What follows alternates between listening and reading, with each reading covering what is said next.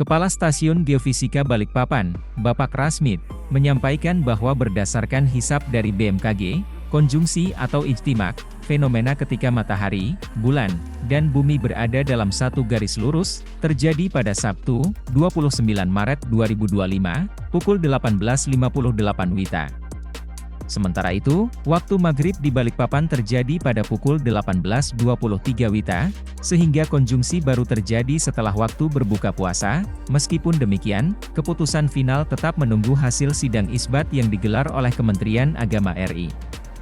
Data dari seluruh BMKG di Indonesia akan menjadi bahan pertimbangan utama dalam sidang tersebut, karena ijtimak terjadi setelah berbuka puasa, maka ketinggian hilal masih berada di bawah ufuk dengan nilai minus sekian derajat. Elongasi, yang merupakan jarak antara pusat matahari dan pusat bulan yang dilihat dari bumi, masih kecil dan belum memenuhi syarat ketentuan Menteri-Menteri Agama Asia Tenggara, (MABIMS).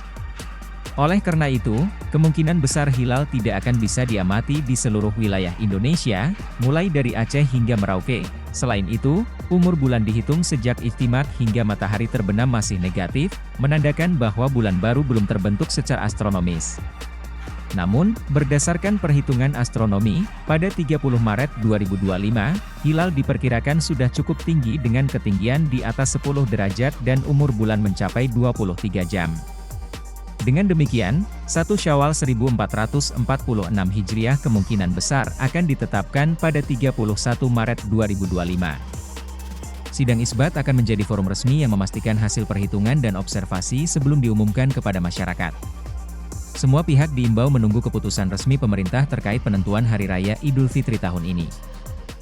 Untuk berdasarkan data hisap dari BMKG bahwa pada tanggal 29 Maret ini konjungsi atau posisi matahari, bulan, dan bumi sejajar, itu kan awalnya konjungsi atau ijtima, itu terjadi pada jam 18.58.38 detik waktu Indonesia Tengah.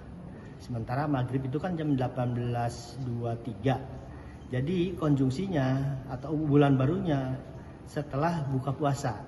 Nah biasanya awal baru itu konjungsinya terjadi saat matahari terbenam, terbit, sampai matahari terbenam saat kita puasa kan.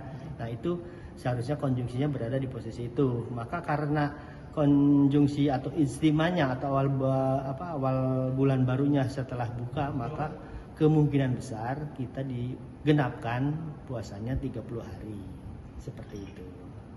Tapi tetap kita menunggu sidang isbat dari Kementerian Agama, dari data-data kami dari BMKG dari seluruh wilayah Indonesia itu akan terkirim ke Kemenag. Nah itu akan dijadikan bahan untuk sidang isbat Kemenag, itu yang akan kita tunggu Pak. Untuk datanya Pak, dia ketinggian berapa derajat dan seperti apa Pak? Posisinya berapa? Betul, karena ijtimanya setelah buka puasa, maka ketinggian hilalnya itu masih di bawah ufuk, jadi minus 1, sekian gitu. Jadi karena bulan barunya aja setelah buka, maka ketika kita observasi sekarang sampai buka itu tidak terlihat karena posisi bulannya masih di bawah ufuk, masih minus sekian derajat gitu. Elongasinya juga masih rendah ya, masih kecil. Elongasi itu jarak antara pusat matahari dengan pusat bulan dilihat dari bumi itu masih kecil, masih jauh dari syarat ketentuan Menteri-Menteri Agama Asia Tenggara. Jadi kemungkinannya hari ini itu seluruh wilayah Indonesia tidak bisa melihat hilal karena masih di bawah ufuk, masih minus sekian derajat. Jadi dari Aceh sampai Papua sampai Merauke itu belum ada ketinggian hilal yang positif. Apalagi umurnya, umur bulan itu dihitung dari sejak ijtima sampai terbenam. Nah, karena ijtimanya aja salah buka kan, jadi tidak umurnya masih minus sekian menit gitu, masih belum lahir gitu. Jadi kemungkinan kita puasa lagi tanggal 30 Maret.